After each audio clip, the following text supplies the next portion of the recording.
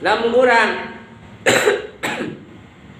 napakuran ganjaran ti Gusti Allah yazidu rabbatan tambah kasengsem dina ibadah.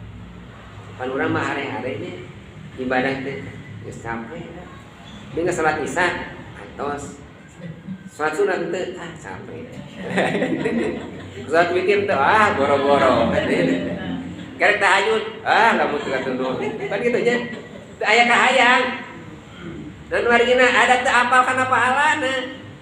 Teu napa Quran kana pahalana. Urang tadi saum teu teu. Nya kemis saum teu. No da teu apal kana pahala teu napa Quran kana pahalana. Lamun napa Quran kana pahala mah robah kasengsem. Hayang we ibadah teh. Eta geus salat sunat, geus salat tahajud dah hayang duha. Geus salat duha dah hayang salat rawatib. Geus rawatib dah hayang maca Quran. Geus maca Quran geus hayang sedekah. Geus sedekah hayang ibadah umroh. Terus hoyong we teu ngarasa kurang we. Jalmi anu napa Quran kana ganjar mah robah. Beda jeung jalmi nu teu napa Quran kana ganjaran.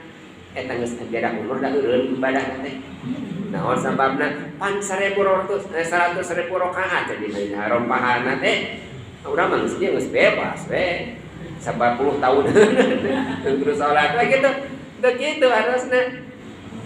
Bagi naon teu napa Quran kana ganjaran. Tapakuran ganjaran we heula ayeuna mah. Tingkatan urang mah napakuran kana ganjaran we heula. Oh, kemarin ulama jami-jami selama karena napakuran karena ganjaran. Naon ibadah teh karena Allah we. Bi thawabihi